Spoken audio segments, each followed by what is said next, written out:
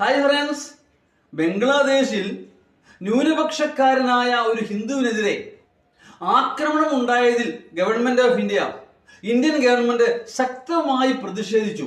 ബംഗ്ലാദേശ് ഗവൺമെന്റിനെ പ്രതിഷേധം അറിയിച്ചു. ബംഗ്ലാദേശിലുള്ള ന്യൂനപക്ഷങ്ങളുടെ കാര്യത്തിലെങ്കിലും ഇന്ത്യക്ക് ഉത്കണ്ഠയുണ്ടല്ലോ, വളരെ നല്ലത്.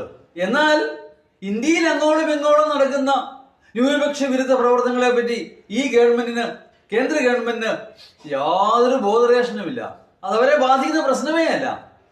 ഈ കഴിഞ്ഞ ദിവസം വാളയാറില് ഒരു 31 വയസ്സുകാരൻ ആൾക്കൂട്ട ആക്രമണത്തിൽ കൊല്ലപ്പെട്ടു. 2 കുട്ടികളും ഭാര്യയും ഒക്കെ ഉണ്ട്. അയാൾക്ക് ജീവിക്കാൻ വഴിയില്ലാതെ ജോലി തേടി എത്തിയതാണ്. ബംഗ്ലാദേശിയാണ്, ശരിയാണ്. പക്ഷേ അയാളെ ആക്രമിച്ചത് RSSകാരാണ് എന്ന് ആരോപിക്കപ്പെടുന്നു. എനിക്കറിഞ്ഞൂടാ, എന്റെ പക്കൽ തെളിവുകളൊന്നുമില്ല.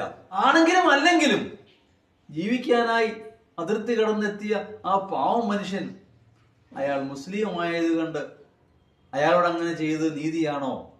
ഗവൺമെന്റ് ഓഫ് ഇന്ത്യ മാത്രമല്ല, ഓരോ ഇന്ത്യക്കാരും ചിന്തിക്കേണ്ട കാര്യമാണ്. അയാളുടെ വിഘടനവാദത്തിന് വന്നതല്ല, ഇന്ത്യയെ ആക്രമിക്കാൻ വന്നതുമല്ല. ജീവിക്കാൻ ഒരു വഴിയില്ലാഞ്ഞിട്ട് അന്നം തേടി ഇറങ്ങിയതാണ്. അയാൾ മനുഷ്യനാണ്. അയാളെ മനുഷ്യനെ കണ്ടുകൂടെ മുസ്ലിമായി കാണുന്നതിന് പകരം? അയാളെ മാത്രമല്ല, അതിർത്തി കടന്നെത്തുന്ന പാകിസ്ഥാനി, അഫ്ഗാനിസ്ഥാനി ഒക്കെ അയാൾ മുസ്ലിമായി പോയത് ഒരു തെറ്റാണോ? ഒരാളൊരു മതത്തിൽ ജനിക്കുന്നത് അയാളുടെ കഴിവ് കണ്ടോ കഴിവുകേട് കൊണ്ടോ അല്ല. ഇതോടൊപ്പം കൂട്ടി വായിക്കേണ്ട മറ്റു ചില വാർത്തകൾ കൂടിയുണ്ട്.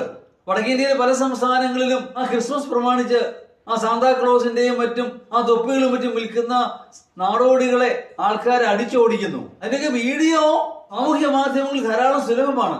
എല്ലാം ശരിയാണോ എന്ന് എനിക്കറിഞ്ഞുകൂടാ. പക്ഷേ സംഭവം സത്യമാണ്, എവിടെയെങ്കിലുമൊക്കെ നടക്കുന്നുണ്ട്. യഥാർത്ഥമായി കാരണം എന്ന് പറയുന്നത് ഭരിക്കുന്ന BJP ആണെങ്കിലും കാര്യങ്ങൾ കൈകാര്യം ചെയ്യുന്നത് ബജ്രംഗ് ദൾ, ശിവരാം സേന തുടങ്ങിയ തീവ്ര സംഘടനകളാണ്.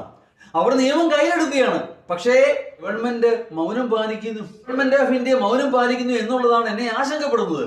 ആദ്യമായി തിരുവനന്തപുരത്ത് ഒരു BJP മേയർ സ്ഥാനം ഏറ്റെടുക്കുമ്പോൾ അവർക്ക് മുമ്പിലുള്ള ചോദ്യങ്ങൾ ഇതൊക്കെയാണ്. BJP വന്നാൽ ഇങ്ങനെയൊക്കെയാണോ സംഭവിക്കാൻ പോകുന്നത് കേരളത്തിലും? ചോദ്യം ന്യായമല്ലേ?